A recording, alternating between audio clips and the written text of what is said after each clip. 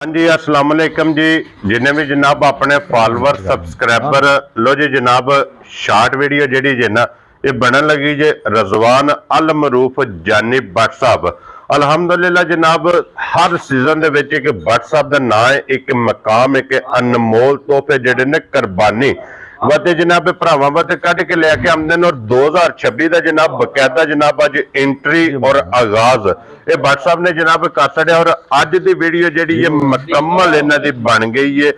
YouTube ते जाके अपना सुर्खियां चैनल, फेसबुक पेज ते अपना सुर्खियां चैनल ते जनाब भट्ट साहब की वीडियो अपलोड हो जानी है। ते अज भट्ट साहब ने जनाब बहुत ही नायाब और बहुत ही खूबसूरत ये बच्चे जनाब कट के लिया ने। बच्चे जरा को वेखने ने सारे। और अज की वीडियो का जो विनर बच्चा है ना, इस टाइम कैमरे के सामने बिलाल साहब इस बच्चे के भरावां ने एक बार फोकस कराओ कि इस बच्चे की हाइट, वेल, वेट, वजूद मुकम्मल और यदि नस्ल के जनाब फोकस कर लेना। और अल्लाह के फजल ने जनाब 2026 और 2027 तक इस बच्चे की जनाब कुर्बानी के सीजन के भरावां नूं यादगिरी रहेगी।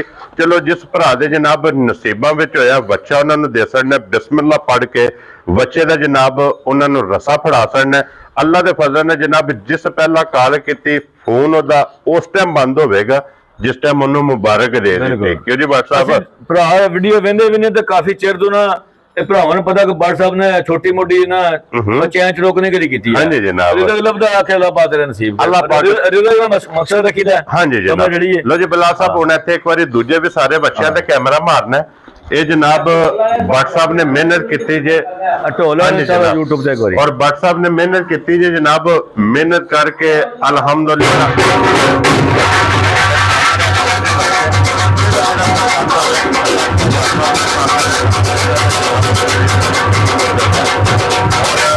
सारे भरावां दी मुहब्बत है जनाब असीं शुक्रिया